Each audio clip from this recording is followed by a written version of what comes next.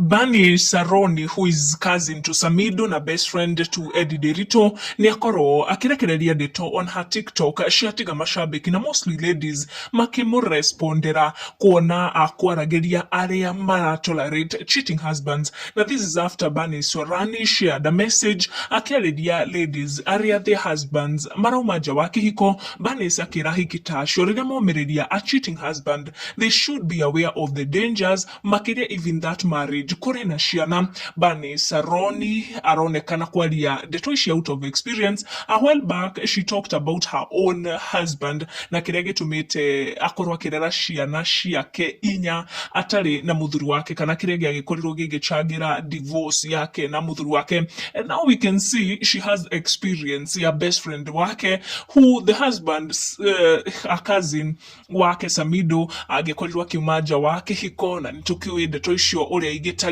Bernice talking to ladies akorwo akimera matigetikire gukorwo na muthuri tondu tu ni ara provide. They should also get out there ata kama analeta 10% na yeye analeta 90%, at least you are doing something. Akimera they should make sure they love the husband and there is respect na peace in that relationship. Na ndeto cia utu tokumereria riria muthuri aragikorwo akiumaja wake hiko akiuga that might be dangerous mostly kore ciana if the woman ends up in depression and maybe akorwa akihuruka. Let who be that's utakuva na depression, utajinanga kwa nyumba ukilia nile there is no way utaniambia that at you are not hurting after you know he's cheating. Unaona, that's utashinanga na STD, utashinanga hospital na antibiotic, that's utapata HIV, that's why utapata. Oh my goodness, it's such a mess up situation. And then don't be with a man because he's a provider. Be with a man because you love him. Be with a man because he's giving you peace. Why would you be in a stressful situation mpaka unashindwa kulea watoto wako to a point that you even forget who you are, to a point that you even become a bad mother to your children? Baby girl, toka nje, jitume, go work. Also yourself, be a breadwinner. Bring something in the table. Hata kama utaleta 10, ya lete 90, that is okay. Wacha kwa hiyo nyumba kukuwe na respect.